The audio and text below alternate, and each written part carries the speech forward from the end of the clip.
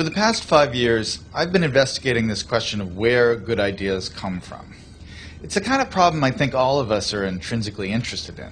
We want to be more creative, we want to come up with better ideas, we want our organizations to be more innovative. I've looked at this problem from an environmental perspective.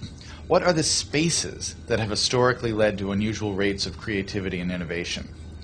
And what I've found in all of these systems, there are these recurring patterns that you see again and again that are crucial to creating environments that are unusually innovative. One pattern I call the slow hunch, that breakthrough ideas almost never come in a moment of great insight, in a sudden stroke of inspiration.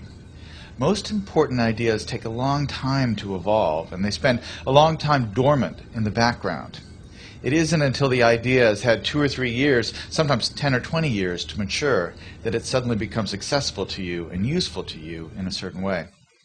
And this is partially because good ideas normally come from the collision between smaller hunches, so that they form something bigger than themselves. So you see a lot in the history of innovation, cases of someone who has half of an idea. There's a great story about the invention of the World Wide Web in Tim Berners-Lee. This is a project that Berners-Lee worked on for 10 years. But when he started, he didn't have a full vision for this new medium he was going to invent.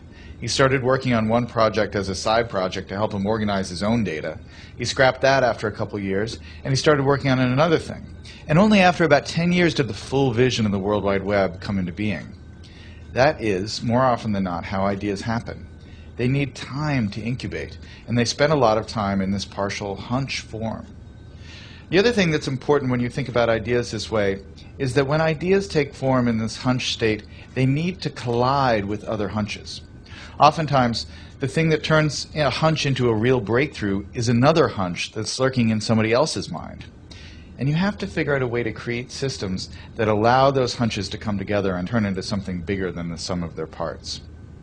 That's why, for instance, the coffee house in the Age of the Enlightenment, or the Parisian salons of modernism, were such engines of creativity, because they created a space where ideas could mingle and swap and create new forms.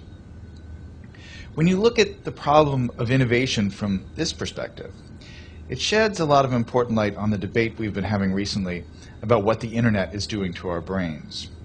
Are we getting overwhelmed with an always connected, multitasking lifestyle? And is that going to lead to less sophisticated thoughts as we move away from the slower, deeper, contemplative state of reading, for instance? Obviously, I'm a big fan of reading.